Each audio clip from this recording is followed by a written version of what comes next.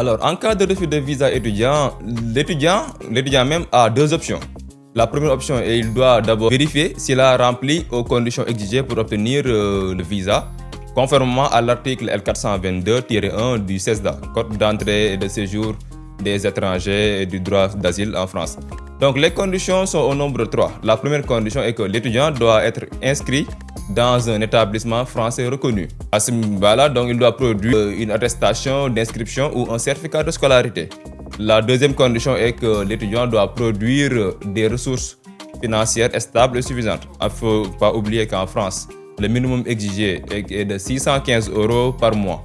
La troisième condition est que l'étudiant doit produire une attestation d'hébergement ou un contrat de bail à usage d'habitation.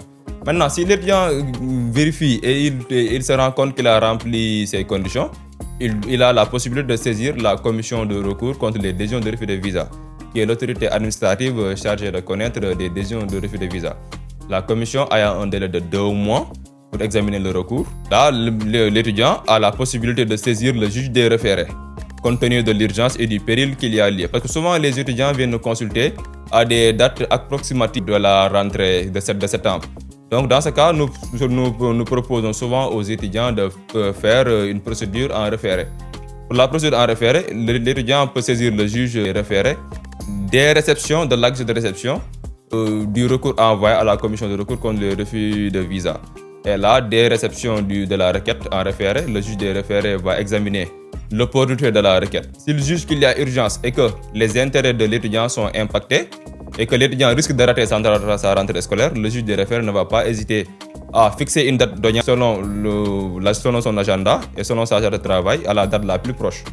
Maintenant, le jour de l'audience, la partie demanderesse et la partie défenderesse seront convoquées au niveau du tribunal administratif de Nantes pour être confrontés.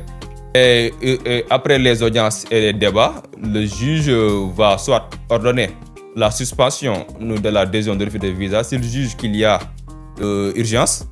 Et maintenant, s'il juge qu'il n'y a pas d'urgence, il va demander aux demandeurs de visa d'attendre la décision de la commission de recours de refus de visa qui va intervenir 2 mois après la saisine de la commission.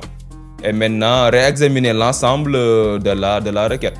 Mais dans tous les cas, si le juge administratif estime qu'il a erreur manifeste d'appréciation, il ne va pas rechigner à annuler la décision de refus de visa et ordonner au ministère de l'Intérieur d'enjoindre le consulat général de France à Dakar ou dans un autre État de convoquer l'étudiant et lui délivrer le visa dans les meilleurs délais.